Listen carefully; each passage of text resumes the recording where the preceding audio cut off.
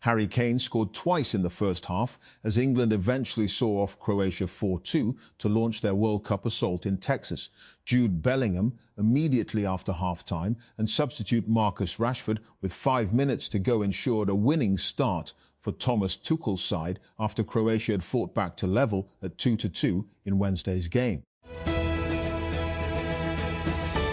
Harry Kane scored twice in the first half as England eventually saw off Croatia 4-2 to launch their World Cup title assault in Texas on Wednesday. Jude Bellingham immediately after half-time and substitute Marcus Rashford with 5 minutes to go ensured a winning start for Thomas Tuchel's side after Croatia had fought back to level at 2-2. CCTV footage released by police shows thieves using a bulldozer to tear an ATM from the front of a bank branch in eastern England. The entire raid took less than 4 minutes, leaving behind a trail of damage. A top Huawei executive's admission that the Chinese telecom company illegally conducted business in Iran can be used in the upcoming U.S. trial against Huawei, a U.S. judge has ruled. The ruling was filed in Brooklyn Federal Court on Tuesday. Chihua Shen has spent more than 2 decades as a venture capitalist, but he thinks like a cultural anthropologist. As a co-founder of Goodwater Capital, a firm focused exclusively on consumer and prosumer technology, he has built a portfolio spanning entertainment, healthcare, fintech, and live experiences, with investments in companies like MIDI Health, Fever, and Monzo. He was also, as a 27-year-old associate at Accel, a person who initially found a 6-person company launched from Harvard called the Facebook. That ability to read human behavior at scale informs everything from his view that Americans will never trust a single app with both their social lives and their finances, to his belief that the gap between the most advanced AI model and what you can run on your phone, once as wide as 2 years, will shrink to 3 months within the next year. A senior United States official has read the text of a memorandum of understanding to end the US-Israel war with Iran during a call with reporters. The account is the clearest yet from the administration of US President Donald Trump on the deal, which is scheduled to be signed in a ceremony by both sides on Friday. Brazilian President Luiz Inácio Lula da Silva has warned that the United States should not interfere in his country's upcoming presidential race, which is being held in October. Wednesday's remarks came after both Lula and his US counterpart Donald Trump attended the Group of 7 G7 conference in Evian-les-Bains, France. Loading the player Token Maxing was the hottest trend in Silicon Valley earlier this year, with CEOs encouraging employees to push AI usage as far as it would go. Then the bill came due. Uber reportedly blew through its annual AI budget in a few months. Some companies cut Claude licenses for parts of their org, and Meta killed its internal leaderboard. Snap's long-awaited AR glasses specs didn't have the best debut. The company's stock hasn't been on the healthiest trajectory lately. It's dropped 30% over the past year. Following specs launch, it sank more than 5%, falling from $5.86 a share on Tuesday to a low of $4.83 on Wednesday morning. As of this writing, the stock still hasn't recovered the position it held prior to the announcement.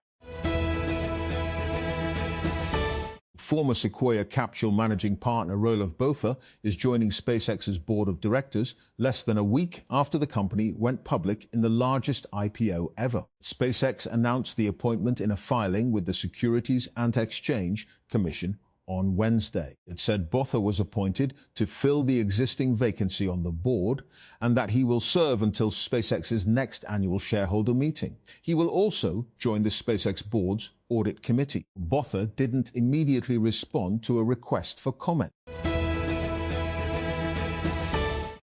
Ghana midfielder Thomas Partey, who is facing trial on rape charges in Britain, lost a court challenge on Tuesday that would have allowed him to enter Canada for his side's World Cup opener in Toronto. Ottawa denied the Villarreal player a visa over the British charges, blocking him from playing for Ghana against Panama on Wednesday. After spending 25 years in Israeli prisons, Abdul Karim al-Ramawi embraced his son Majd for the first time. Majd was born in 2013 through sperm smuggled from prison and used in IVF treatment. He grew up without ever meeting his father until now. Cristiano Ronaldo's record-equalling sixth World Cup got off to a disappointing start as the Democratic Republic of the Congo, DR Congo, secured their first-ever point at the football finals, drawing 1-1 with Portugal in their Group K match. Yoane Wissa's header cancelled out João Neves' early goal on Wednesday, and the African side, appearing in their first World Cup since 1974, when their country was known as Zaire, more than held their own. The mother of Cape Verde's star goalkeeper Vozinha has been granted a visa to enter the United States in time for her 40-year-old son's next World Cup match. House Democratic leader Hakeem Jeffries announced Vozinha and his mother will be reunited in Miami in time for the match on Sunday. Jeffries shared Wednesday on social media. A new lawsuit filed by the US Federal Trade Commission, FTC, is a showcase of how hard it's become to police the app stores for scammy apps. The suit alleges that a company known as Genesis Tech defrauded consumers and routed revenues overseas through the use of shell companies designed to conceal its identity and hide its assets. Genesis Tech's network allegedly included a series of subsidiaries incorporated in Cyprus and operating in Ukraine, which marketed its apps to US consumers. Among its brands were fitness and nutrition apps Mad Muscles, Harna, and Unimeal by Amoapps Limited, PDF Guru and PDF Master from Gurudox Limited, fashion app Lumi from Bramall Limited, horoscope app Nebula by Obrio Limited, habit and personal productivity apps under the brand Wisey by Coflamin Limited, and others. The Telecommunication Reorganisation Amendment Bill, recently passed by the National Assembly, has come under scrutiny in the Senate amid concerns that it could weaken protections for private property rights. Lawmakers have expressed reservations that the proposed legislates the authority of the government and telecom operators to access privately owned land for infrastructure projects such as mobile towers and fibre optic networks. The United States on Wednesday read out the text of the interim US-Iran agreement to halt the war in Iran and open the Strait of Hormuz. According to a Reuters report, the agreement, read to reporters by a senior US official, outlines in 14 points a high-level understanding that defers many of the most difficult issues, such as how to wind down Iran's nuclear program until a final deal is reached. It paves the way for a broader 60-day negotiation period due to begin in Switzerland on Friday. Cristiano Ronaldo's record-equalling sixth World Cup got off to a disappointing start as the Democratic Republic of Congo secured their first ever point at the finals, drawing 1-1 with Portugal in their Group K match in Houston on Wednesday. Yoane Wissa's header cancelled out João Neves' early goal, and the African side, appearing in their first World Cup since 1974, when it was known as Zaire, more than held their own. The United States Federal Reserve will hold interest rates steady at 3.5 to 3.75% amid heightened inflationary pressures on the U.S. economy. The central bank announced the decision, which was unanimous, on Wednesday following its first two-day policy meeting under the leadership of Kevin Warsh, who took over the job of governor from Jerome Powell last month. United States President Donald Trump has suggested that the signing of a memorandum of understanding beginning the process of ending the US-Israeli war with Iran could still fall through.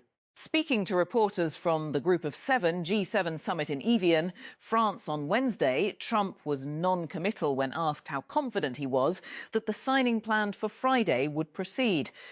In various statements throughout the day, Trump said Washington would resume bombing if Iran does not behave.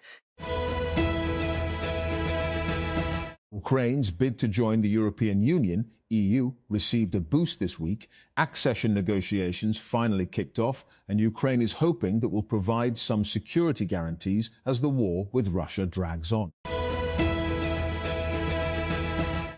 Iran's foreign ministry has said that the signing of a memorandum of understanding in Switzerland, expected to take place on Friday, could take place in the presence of President Masoud Pezeshkian and Donald Trump. Previously, Iran had said that Washington and Tehran would be represented by Vice President J.D. Vance and Parliament Speaker and top negotiator Mohammad Bagher Ghalibaf, respectively. For years, social media giants controlled what users saw in their feeds. While people could follow accounts, like posts or hide content they didn't enjoy, recommendation algorithms controlled what was shown to them. Now, social platforms are handing over some of their power by allowing users to personalize their algorithms with the help of AI. Cybercriminals have compromised tens of thousands of Fortinet firewalls and VPNs used by major companies all over the world, according to two cybersecurity firms. The widespread hacking campaign, which is ongoing and has been dubbed FortiBleed, appears to not involve abusing any unknown vulnerability in the targeted devices, but rather on a more basic issue. Companies may not be changing passwords to the firewall, nor making sure that the credentials they use for sensitive systems exposed on the internet are not already known by hackers. Anthropic is joining Frontier, the carbon removal collective, contributing to a new $915 million tranche of funding and marking its arrival as the first AI startup to join the group. The new funding nearly doubles pledges to Frontier, bringing the total to $1.8 billion. So far, Frontier has contracted nearly $700 million across more than 50 projects to remove 1.8 million tons of carbon. Companies that have pledged money to Frontier typically use the company's carbon removal credits to reduce their publicly listed carbon footprints. At the G7 summit on Wednesday, world leaders like French President Emmanuel Macron and Indian Prime Minister Narendra Modi voiced concerns that the US could cut off their country's access to top American AI models at any time. Macron warned G7 leaders and top AI executives, including Anthropic CEO Dario Amodei, OpenAI CEO Sam Altman, and President Donald Trump, over lunch that if the US from one day to the next can turn off the switch, it could not only harm the economies of European customers, but also damage the AI firms themselves. Authorities have sealed a well-known fast food outlet, Redapple, operating inside F6 Markaz, Islamabad, over allegations of issuing unverified sales tax receipts. According to initial reports, the action was taken after concerns were raised regarding the alleged issuance of non-authenticated or improper tax invoices. Tax enforcement teams later intervened and sealed the premises. Chackwell. The post-mortem report of 9-year-old Hania Ahmed, an Australian national who was killed in a shootout in Chackwell on Wednesday night, has confirmed that she sustained multiple gunshot wounds. Adil Ahmed, 39, his wife, Dr. Sidra Khan, their daughter Hania Ahmed, 9, and son Afan Ahmed, 10, were shot at during a robbery when CCD personnel opened fire on their vehicle, mistaking it for that of robbers. As a result, Hania died on the spot, while Adil and Afan were critically injured. Dr. Khan remained unhurt. The vital Strait of Hormuz shipping lane is expected to reopen on Friday after nearly 4 months following the signing of a US-Iran agreement to end the Middle East war. AFP examines how the reopening could work and why a return to normal is likely to take time. More than 1,000 people in Gaza have been killed since a US-brokered October ceasefire between Hamas and Israel was agreed, and the humanitarian situation in the besieged enclave remains catastrophic. Israeli attacks across Gaza have killed 1,005 Palestinians since an agreement was reached, the Palestinian Health Ministry said on Wednesday.